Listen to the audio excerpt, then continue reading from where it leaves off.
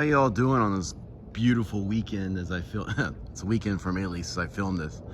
So check this out. I went on base to do some shopping and well, the thrift store is closed. So I decided to check out the 2ID Infantry Museum. This place has been here for years, but what caught my attention was all these vehicles have been repainted. These were originally blue, but now they're green, and they've updated some stuff here. You got some signage here. Give me some information like the BTR 50P. Check that out. Now this is all from for those who may not know, this is all from the Korean War, right? So this stuff is ancient history. But let's look for this real quick. You got this thing, range 400 kilometers. That's a lot actually. Only 400 kilometers an hour. But something I find interesting as I thought about it is just how large this stuff is. You know, when you look at this stuff on like a photo, or maybe you're looking at a YouTube video like this one, you really cannot tell how big these things are until you're standing next to it. It's just hard to give justice to it.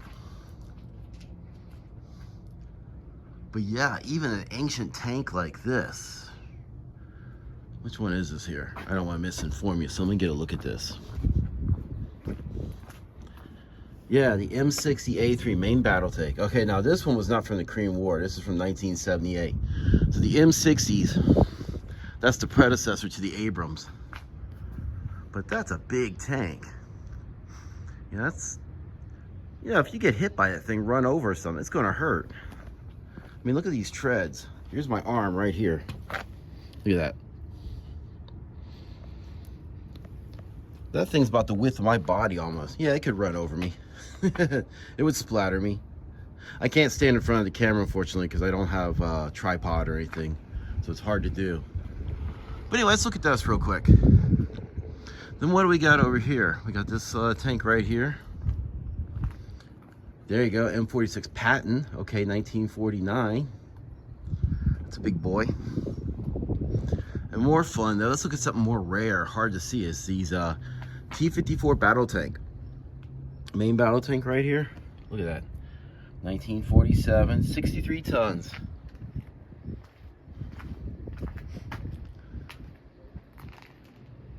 Yeah, that's one of the cool things about living in South Korea is, you know, the war was tragic and it's caused a lot of hardship for the people of both nations actually. But from a historical perspective, to actually have access to be able to see stuff like this, it's pretty interesting. You have this armored personnel carrier here. Let's get an idea what this looks like for those who are interested. See, look at that. Real tiny little windows. Doors that are, what, maybe a little slit there. I guess that folds down and that's how you would look out. Very primitive by today's standards. Although in some ways not much different because the windows and stuff we use today are still small. And I guess that's how you exit out the back. Wow. And look at this. This is your missile launchers here. This is a, what do they call this? The Bumblebee? Look at this. You got this little car that would ride into battle and just launch missiles and then ride away. Was that the 3M6 Shamel AT-1 Snapper Bumblebee? But you know what, you can see the advantage too, that it's pretty cheap. 1961, wow, that's not Korean War. That's very interesting.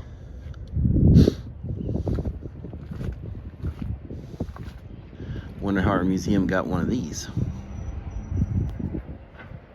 And of course we have some artillery pieces.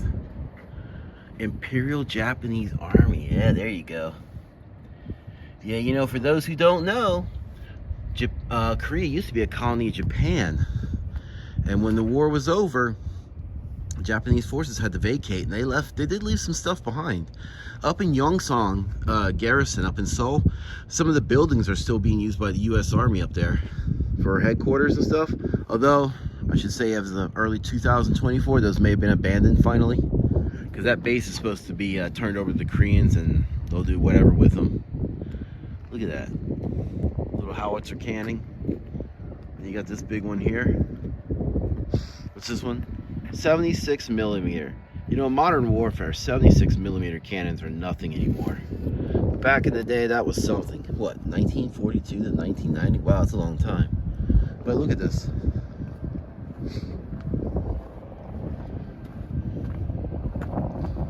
So, you know, you have a crew here that one person has to pull that out, load the round, fire it. It takes a lot of work. But anyway, that's just a quick little video of some of the things. If you're in the Camp Humphreys area, you live here, I'd recommend checking out the 2ID Museum. This is Saturday, like I said, and they're open right now, so I'm probably going to go and take a visit myself and see what's going on. So, everybody, you have a good one, and until next time, bye.